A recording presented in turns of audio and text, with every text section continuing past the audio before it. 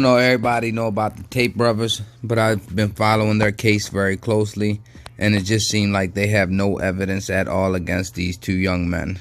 These are very inspiring young gentlemen. Yeah, they are very controversial, but it's very crazy that they don't have no evidence by now. They've been doing this 6 months before they locked them up, and still they have no evidence at all, and now they consider them dangerous prisoners, all because Tristan Tate passed one of the news reporter a letter that said they have no evidence against us. Keep on digging into this case.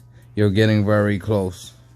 And the judges seem very corrupt because the females involved in this case have came out, two of the victims have came out and said, we are not victims. They are like family to us. They are like our brothers. We were doing TikTok videos while we were over there. They won't use the camera system as proof that we were living there as family with them. We could leave out and come in as we like. We were always on our phones and did what we wanted to do. And the government wants, or the judge said, no, they're brainwashed. So it just seems like a whole big injustice. The reason that it seems like they're causing this big stir against these two brothers is because they teach masculinity, and they preach to young men to be strong, to be dedicated, to love their family, to love God, you know, to be real men, to be soldiers, to try to get rich or try to take care of their family.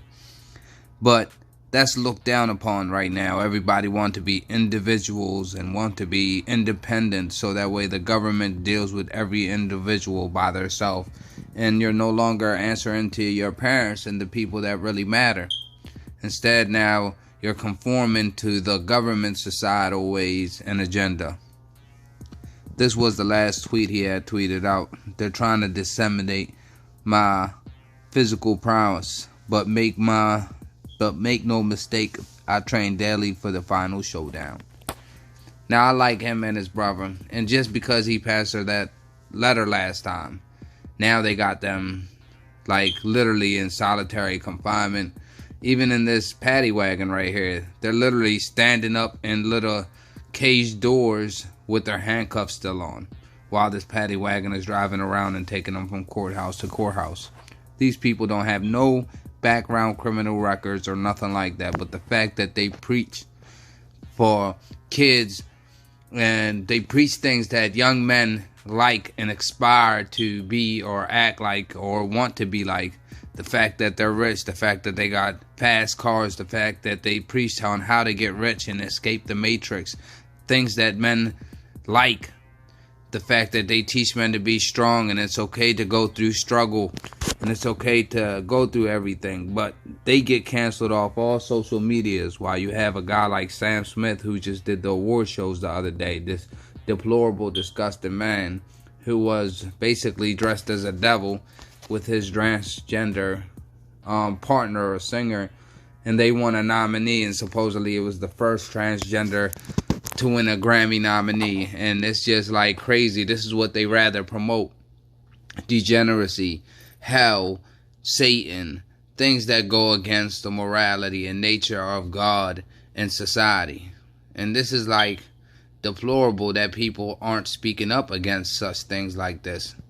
This is what's being promoted. These people aren't canceled. These people are being promoted and being enriched and given all these awards. People that promote degeneracy, people that promote child porn and all types of other things that go against the societal norms or the religious norms. I mean, just look at all this degenerate show that he put down at the award shows. If you ever get a chance, just check it out. I don't want to put the whole video on there. Or this guy right here, Harry Styles. That's crazy. Just walking around with a whole bunch of makeup and dresses. These are supposed to be the models to the young men of today's times.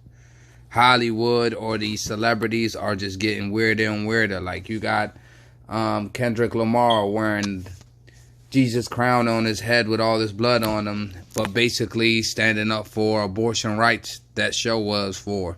And you got all these actors and singers and basketball players that are supposed to be these strong independent melanated men, but instead these guys are out here wearing dresses and kilts and long dresses and see-through shirts and navel shirts and all types of crazy things that go against the norms of society. Men always wanted to be warriors, not Barbies. Men always wanted to be soldiers. Kids always aspired to grow up to be that. Everybody wanted to be that, and females are always have been attracted to that. Not this mess over here. What female is attracted to this? Or a man that thinks like this or dresses like this? I mean, be serious. But all this is to promote degeneracy, and also, in a way, it depopulates the population. So they win both ways. And it's sad that we're coming to these times, and that people have to do so much to protect their children from all this nonsense and this madness that's being put out every day for them to aspire. These are supposed to be, I guess, idols to these kids. But instead, if you look at it, these people are straight sellouts that go completely against the norms of society, the norms of the biblical text, and everything else. And these are supposed to have been strong men, but instead they're weak. But man like Andrew Tate, who teaches men to get over their emotions and their struggles and everything else, he's considered a bad guy. Like this right here, worrying is using your imagination to create something you don't want or don't.